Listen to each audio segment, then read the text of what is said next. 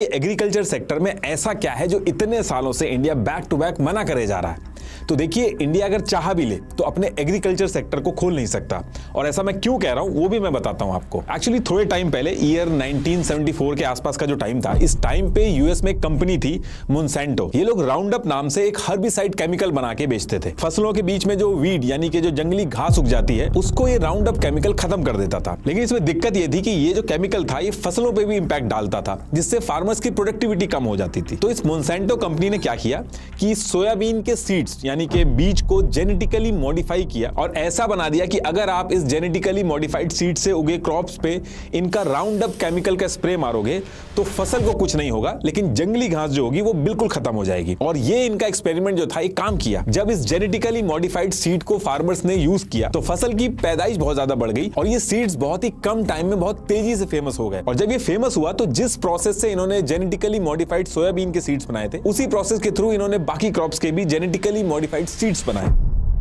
और बहुत ही कम टाइम के अंदर यूएस के जो फार्मर्स थे वो नॉर्मल सीड्स को छोड़ के ये जेनेटिकली मॉडिफाइड सीड्स को खरीदना शुरू कर दिया उन्होंने। मोनसेंटो कंपनी के ये बनाए हुए सीड्स और केमिकल स्प्रे जो थे साथ में बिकते थे और बल्क में बिकते थे। मोनसेंटो ने इन जेनेटिकली मॉडिफाइड सीड्स और राउंड अप केमिकल दोनों को पेटेंट करा लिया था।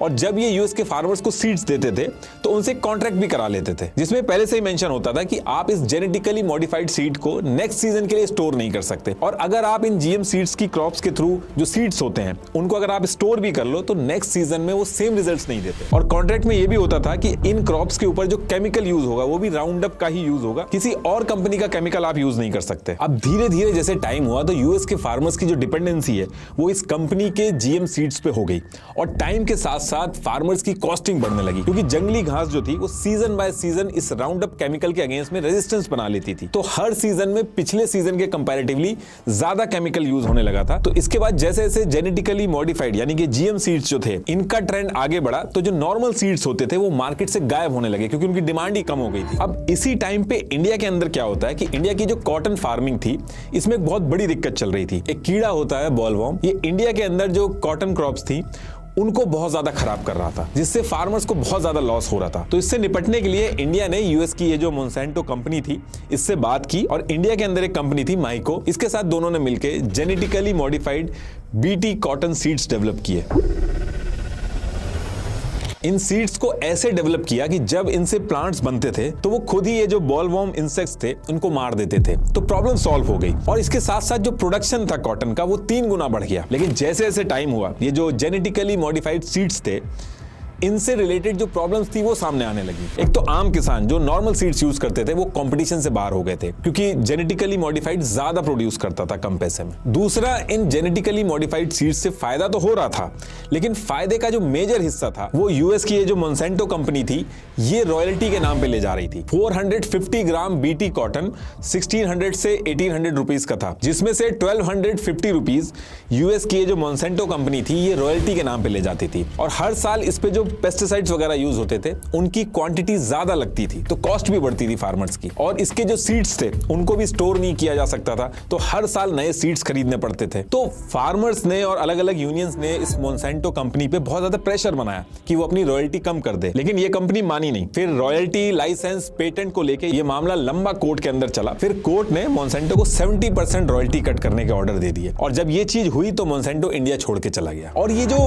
रॉयल्टी वगैरह की मैं बात बता रहा हूँ ये इकलौती दिक्कत नहीं थी जेनेटिकली मॉडिफाइड सीड्स की, और भी कई सारे इशू जो हैं वो जेनेटिकली मॉडिफाइड सीड्स के साथ लिंक्ड हैं। ये जीएम सीड्स जो होते हैं ये जिस एरिया में यूज होते हैं, अगर उस एरिया में कोई और नॉर्मल सीड्स भी यूज करता है तो उनके ऊपर भी इंपैक्ट डालते हैं। मान लो 2 किसान हैं और उनमें से एक किसान जीएम सीड्स का यूज करने लगे तो दूसरा किसान जो नॉर्मल सीड्स यूज कर रहा है उस पे भी ये जीएम सीड्स की फसल का असर आने लगता है। और ऐसा इसलिए होता है क्योंकि मधुमक्खी और इंसेक्ट्स वगैरह जो होते हैं ये क्रॉस पॉलिनेशन वगैरह करते हैं, उससे नॉर्मल सीड्स में भी जीएम सीड्स के डीएनए मिक्स हो जाते हैं। और धीरे धीरे जैसे जैसे टाइम होता है तो नॉर्मल फसल भी अपनी ओरिजिनलिटी खो देता है और उसमें जीएम सीड्स की प्रॉपर्टी आने लगती है। और ये इस तरीके की डीएनए मिक्सिंग जो हो जाती है टाइम के साथ साथ, ये अपने आप में इंडिया के लिए एक नई प्रॉब्लम खड़ी कर देती है।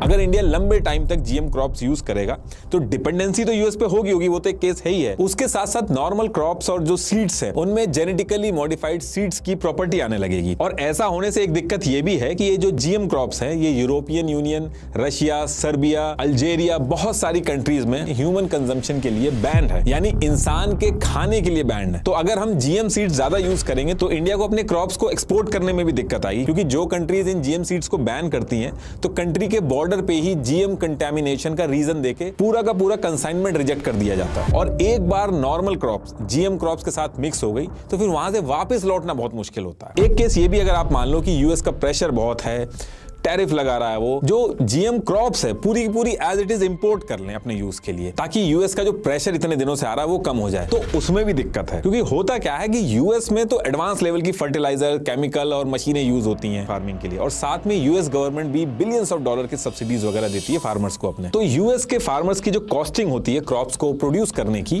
वो इंडिया के फार्मर्स के कंपैरेटिवली कम होती है। अगर हम यूएस के कॉर्न के प्राइस का एग्जांपल लें तो 1700 रुपीज पर क्विंटल पड़ता है, जबकि इंडिया में कॉर्न का एमएसपी 2400 रुपीज पर क्विंटल आता है। तो यूएस से इंपोर्ट करने पे जो लोकल इंडियन फार्मर्स हैं वो कंपटीशन में ही नहीं टिक पाएंगे, और जब टिक नहीं पाएंगे तो वो फार्मिंग से दूर होंगे। जैसे PL 480 गेहूं वाले केस में हुआ था, इंडिया खुद उगाने की बजाय यूएस पे डिपेंडेंट हो गया और फिर यूएस ने इसका फायदा उठाया था, और जैसी सिचुएशन होती है तो वहां पे प्रेशर बिल्डअप किया था। और यूएस के ऐसा करने के चांसेस भी बहुत ज्यादा हैं। यूएस ने और कंट्रीज के साथ भी जिनके साथ ये जीएम क्रॉप्स के एक्सपोर्ट्स किए हैं उनका भी बुरा हाल हुआ है। 90s में कनाडा और मैक्सिको ने नाफ्टा ट्रेड एग्रीमेंट के under US genetically modified seeds पे टैरिफ कम कर दिए थे, प्रेशर बनाया था यूएस ने मैक्सिको का मार्केट अपने जेनेटिकली मॉडिफाइड कॉर्न से भर दिया था। मैक्सिको के जो गरीब फार्मर थे वो कम्पीट ही नहीं कर पाए, और 20 लाख से ज्यादा मैक्सिकन फार्मर्स ने खेती करना छोड़ दिया और शहरों में शिफ्ट हो गए। ऐसे ही हैटी कंट्री अपनी एग्रीकल्चर मार्केट पे 35% टैरिफ लगाती थी, लेकिन मजबूरी में उसको वर्ल्ड बैंक और IMF से लोन लेना था, तो उन्होंने टैरिफ कम करने का प्रेशर बनाया और हैटी को मजबूरी में 35% टैरिफ से 3% टैरिफ करना पड़ा अपने एग्रीकल्चर सेक्टर में। यूएस के फार्मर्स का जो प्रोडक्ट था वो हैती कंट्री के अंदर घुस गया और लोकल फार्मर्स इनसे कम्पीट ही नहीं कर पाए। इनकी राइस फार्मिंग पूरी तरीके से कोलैप्स हो गई। हाल ये हो गया कि हैती को 80% राइस के लिए यूएस पे डिपेंडेंट होना पड़ा, और सेम ऐसा ही यूएस ने नाइजीरिया के पोल्ट्री फार्मर के साथ भी किया। डेयरी सेक्टर में भी यही दिक्कत है। इंडिया में 8 करोड़ से ज्यादा फार्मर्स फैमिली, अप्रॉक्स 40 करोड़ लोग मिल्क प्रोडक्शन में डायरेक्टली और इनडायरेक्टली इन्वॉल्व हैं। इंडिया में जो मिल्क की एवरेज कॉस्ट होती है वो 50 रुपीज पर लीटर है। वहीं अमेरिका से अगर कंपेयर करें तो वहां पे सब्सिडीज वगैरह बहुत मिलती हैं, तो वहां पे मिल्क कंपैरेटिवली सस्ता है। तो इंडिया ने अगर डेयरी सेक्टर में टैरिफ कम कर दी और यूएस के लिए डेयरी मार्केट खोल दिया तो यूएस का मिल्क इंडिया में 30 से 35 रुपए पर लीटर का पड़ेगा। और जब यूएस का इतना सस्ता मिल्क इंडिया के मार्केट में घूमेगा तो इंडिया का डेयरी सेक्टर कंपीट नहीं कर पाएगा। वैसे भी इंडिया में जो डेयरी सेक्टर है वो 3 से 5% के मार्जिन पे चलता है, तो अगर इनको एंट्री दी गई तो छोटे डेयरी फार्मर्स ये भी लॉस में जाएंगे। और दूसरी चीज, यूएस में कैटल और काउज जो होती हैं ये अच्छा प्रोड्यूस करें, इसके लिए इनके चारे में प्रोटीन अच्छा रहे, तो ब्लड मील और मीट बोन्स भी मिलाया जाता है, मतलब कि नॉनवेज खिलाते हैं और BST हार्मोन्स भी इंजेक्ट करते हैं। तो इंडिया में अलाउड ही नहीं है। अभी इंडिया में जब बाहर से सामान मंगाया जाता है तो बाहर की कंट्री से सर्टिफिकेट मांगा जाता है कि वो नॉन वेजिटेरियन आइटम तो नहीं खिला रहे हैं अपनी कैटल्स और काऊ को। तो इंडिया में इसको लेके रिलीजियस सेंटिमेंट्स जो हैं वो भी भड़क जाएंगे।